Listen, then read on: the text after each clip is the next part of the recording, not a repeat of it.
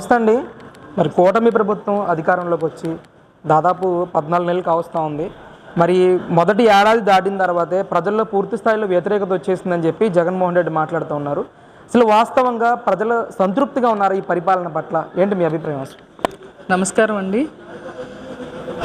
మంచి ప్రశ్న వేశారు. కూటమి ప్రభుత్వం అధికారంలోకి వచ్చి ఏడాది పూర్తయిపోయింది. ఈ ఏడాది కాలంలో కూటమి ప్రభుత్వం ఏదైతే అభివృద్ధి కార్యక్రమాలు చేసిందో ఆ అభివృద్ధి కార్యక్రమాల్ని ధైర్యంగా జనాల్లోకి తీసుకెళ్లే కార్యక్రమంలో భాగంగానే మనకు సుపరిపాలనలో తొలడుగు అనే కార్యక్రమాన్ని మా ముఖ్యమంత్రి వర్యులు చంద్రబాబు నాయుడు గారు ఏర్పాటు చేయడం జరిగింది. ఆ కార్యక్రమం ద్వారా మేము ప్రతి ఇంటికి కూడా వెళ్ళి ధైర్యంగా, ప్రతి గ్రామంలో ప్రతి ఇంటికి వెళ్ళి ధైర్యంగా మేము ఈ సంవత్సర కాలంలో ఎన్డీఏ కూటమి వచ్చాక ఏమేం పనులు చేశామనేది మేము ధైర్యంగా చెప్తా ఉన్నాం. మనకు పెన్షన్ని రాగానే నేను 1000 రూపాయలు పెంచుతా అన్న చంద్రబాబు నాయుడు గారు 1000 రూపాయలు పెంచి మాట ప్రకారం అవ్వాతాతలకి ఇంటికెళ్ళి ఇచ్చే కార్యక్రమాన్ని అదేవిధంగా కొనసాగించారు. అదేవిధంగా ఆయన 3 నెలల ముందు నుంచి ఏప్రిల్ నుంచి కూడా కలిపి ఇస్తా అన్న 7000 రూపాయలని కలిపి మొదటి నెలలోనే కుటుంబ ప్రభుత్వ అధికారంలోకి రాగానే ఇచ్చారు. తర్వాత నుంచి 4000 ఏర్పాటు చేశారు. అదేవిధంగా మనకు ఉచిత గ్యాస్ సిలిండర్లు మహిళలకి ఏడాదికి 3 గ్యాస్ సిలిండర్లు చొప్పున ఆయన మనకు ఇస్తానని వాగ్దానం చేశారు. అదేవిధంగా ఆ మాటని కూడా ఆయన నిలబెట్టుకున్నారు. మనకు మేనిఫెస్టోలో ఆయన ఏవైతే మహాశక్తి కార్యక్రమంలో మహిళలకి చెప్పారో, తల్లికి వందనం అనే కార్యక్రమం ద్వారా ప్రతి ఇంటిలో కూడా చదువుకునే బిడ్డలు ఎంతమంది ఉన్నా సరే, ఒక్కళ్ళున్నా, ఇద్దరున్నా, ముగ్గురున్నా, నలుగురున్నా, ఎంతమంది బిడ్డలు చదువుకునే వాళ్ళు ఉంటే అంతమందికి కూడా 15,000 లెక్కన ప్రతి బిడ్డకి కూడా నేను ఇస్తాను అని ఆయన మాట ఇచ్చారు ఎన్నికల ముందు.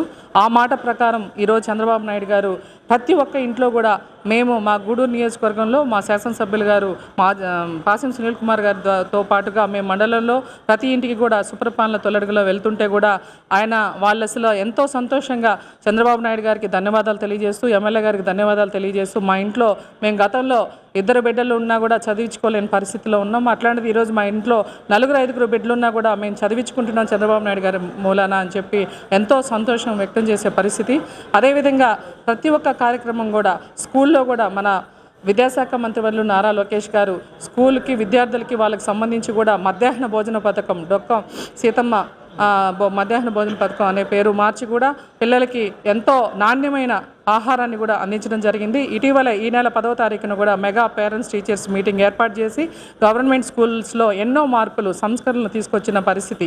అంటే మన పిల్లల మీద తల్లిదండ్రులకి శ్రద్ధ, అదేవిధంగా పాఠశాలలో టీచర్స్కి, పిల్లలకి, వాళ్ళ తల్లిదండ్రులకి కోఆర్డినేషన్ చేసి ఎంతో నాణ్యమైన విద్యని, అదేవిధంగా స్కూల్ నుంచి యూనిఫామ్స్, మంచి విలువైనటువంటి బ్యాగ్స్ కానీ, వాళ్ళకి విద్యా సామాగ్రి కానీ, ఐడి కార్డ్స్, మన కార్పొరేట్ స్కూల్తో సమానంగా ఐడి కార్డ్స్ ఇన్ని కూడా ఏర్పాటు చేయడం జరుగుతూ ఉంది.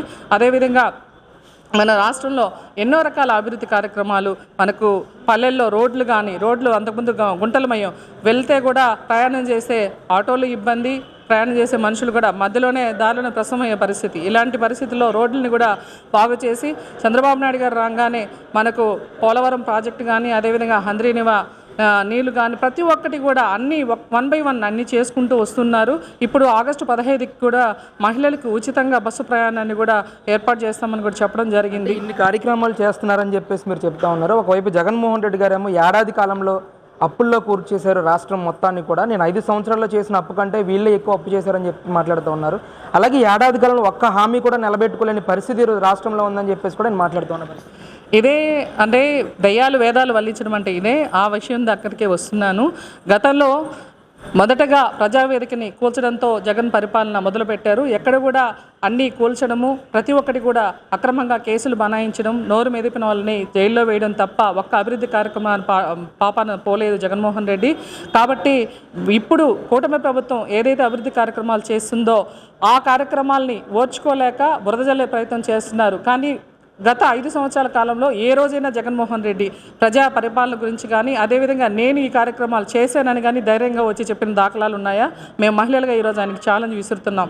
ధైర్యం ఉంటే ప్రతిపక్షంలో ఉన్నావు, ప్రతిపక్ష హోదా కూడా నీకు లేదు, అయినా సరే నువ్వు ప్రజల బాగోగులు కోరుకుంటే ఈరోజు ఏదన్నా ప్రజలకి ఏదైనా మనకు అవసరాలు ఉన్నాయా, దాన్ని మనకున్న అధికార పక్షం ద్వారా నెరవేర్చుకుందాం అనే క్రమంలో ఆలోచిస్తే బాగుంటుంది తప్ప ఊరికనే విష ప్రచారం చేయడం అనేది అసత్యం. రాష్ట్ర ప్రజలందరూ కూడా దీన్ని చూస్తూనే ఉన్నారు.